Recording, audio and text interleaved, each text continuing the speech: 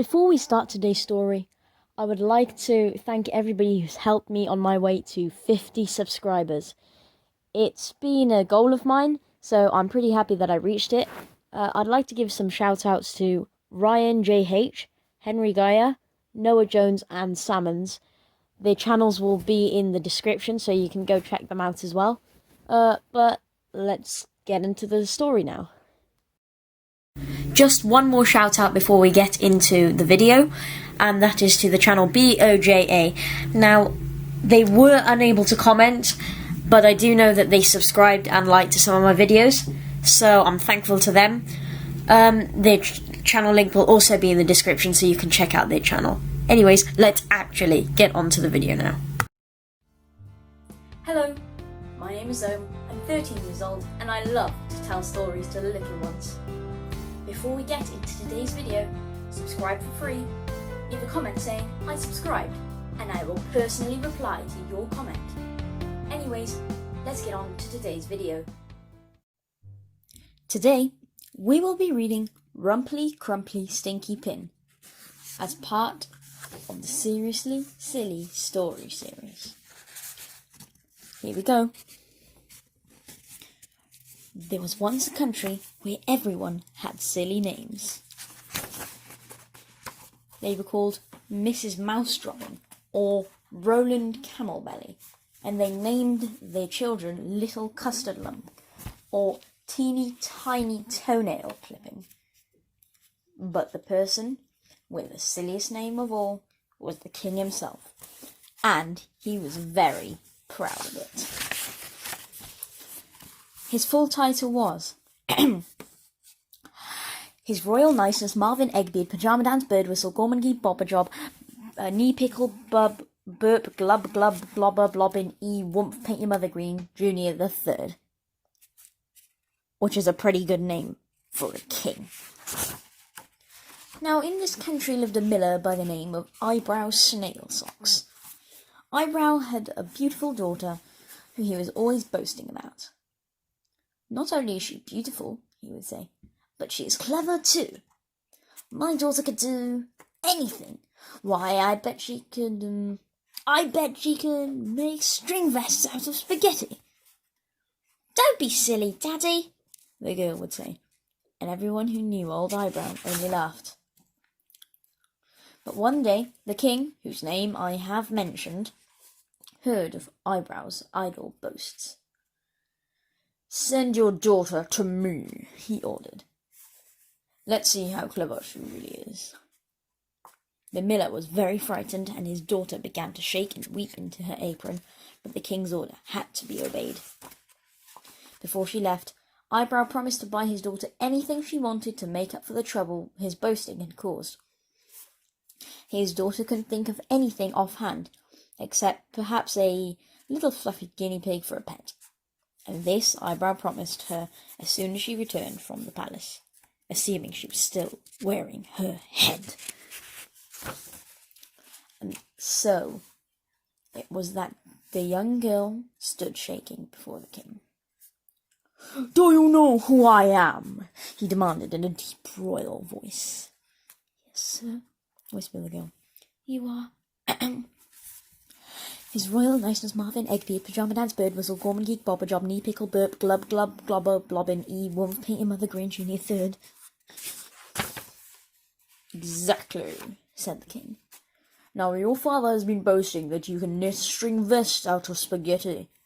I have decided to lock you in a room full of spaghetti, and if it is all knitted into your string vests by sunrise, I will personally tickle your armpits with a wet toothbrush." Saying this, the king swept out of the room and went off to practice signing his name. The miller's daughter was in despair, and she looked at the mountain of spaghetti and thought of the little fluffy guinea pig she would never see. Then she wept into her apron again. All of a sudden, she heard a funny little laugh. "Tee-hee, tee-hee!" And looking down at her feet, she saw the strangest little man she had ever seen. He wore a pointy hat and had an orange beard, which was so long he had wrapped it around his waist 3 times. Why are you crying, miller's daughter? You're covering the spaghetti in pools of water. I know, she sobbed. I have to knit all this spaghetti into string threads, otherwise the king will tickle my armpits with a wet toothbrush. Well, it just so happens I'm a spaghetti knitter. There's no one faster, and there's no one fitter.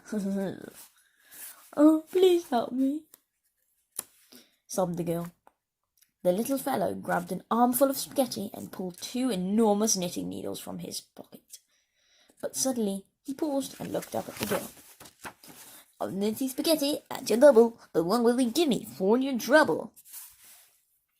The poor girl searched her apron pocket, which was soaked with tears, and finally pulled out a soggy toffee, which the little man seized with delight.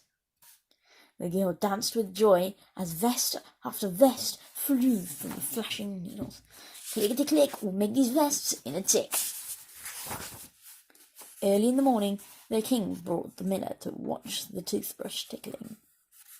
Of course, he couldn't believe his eyes when he unlocked the door and saw that every last bit of spaghetti had been made into perfect little string vests, all with tomato buttons down the front, as neat as you please. What did I tell you? Boasted Eyebrow Snail Socks, pretending not to be surprised. I said she was clever. My daughter can do anything. Why, I bet she could make banknotes out of old fish. Oh, Daddy! groaned the miller's daughter. But it was too late. The king was already ordering a room to be filled to the ceiling with old fish. Right! He shouted. If she fails, let's see. I'll plant melon seeds between her toes, and if she succeeds then, I'll marry her. Well, the miller's daughter didn't much fancy having melon seeds planted between her toes. But on the other hand, she didn't like the idea of being married to the king either. Especially if she was going to be called Her Royal Niceness Marvin Eggerbeard, Pajama Dance, Bird Whistle, Gorman Geek, Bob Dump, etc., etc. As soon as she was alone with the mountain of fish, she began to weep into her apron. Surely no one could make banknotes out of old fish. Now she was sure she would never have the fluffy guinea pig her father had promised her. Suddenly, the room was filled with strange laughter. Tee-hee, tee-hee. Why are you crying, miller's daughter? You're covering the fish in pools of water. And the little man stood before her, again, singing in his squeaky voice. The girl told the man about her father's boasting and the king's order that she should make banknotes out of old fish. Haddock, salmon, trout and plaice, blow your nose and wipe your face. She was just getting to the bit about the melon seeds when the little man pulled a printing press from his pocket and began throwing fish in one end and pulling crisp new banknotes from the other, singing as he worked. I'll make your banknotes at the double. What will you give me for my trouble? Anything, anything, promised the poor girl, frantically searching her apron pockets. But alas, there was nothing there. Miller's daughter, you are in my debt. You must promise me your very first pet. The girl gladly agreed, and by sunrise not one minnow remained. The room was stacked to the ceiling with neatly folded, slightly smelly banknotes. Let's marry immediately, shouted the king, throwing open the door.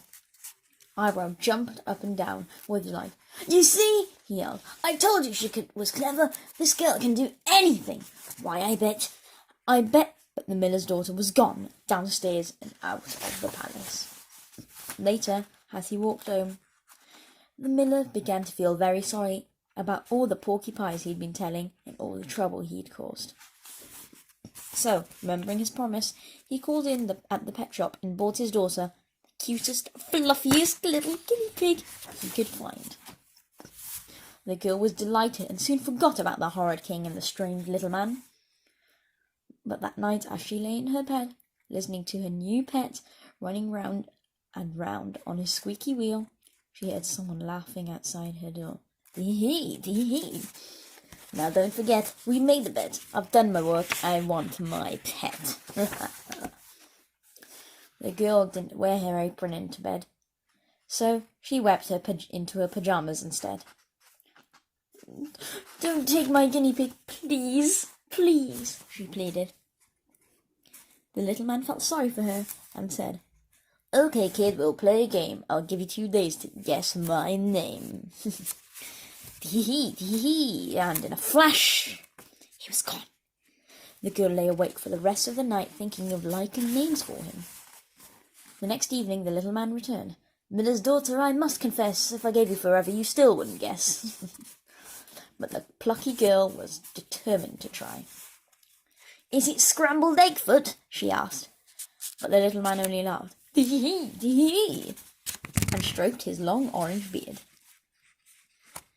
"Is it plum lemon mousse carpet ears?" she asked hopefully. The little man laughed even more.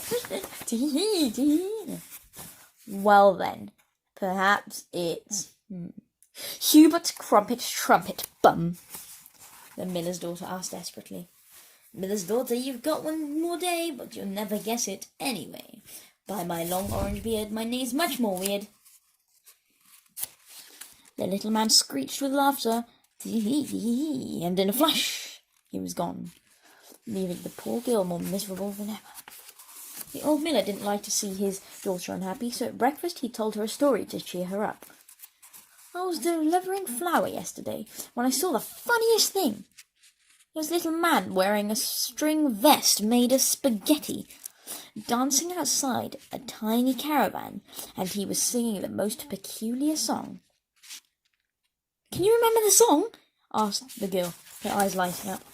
"Well, yes," said her father.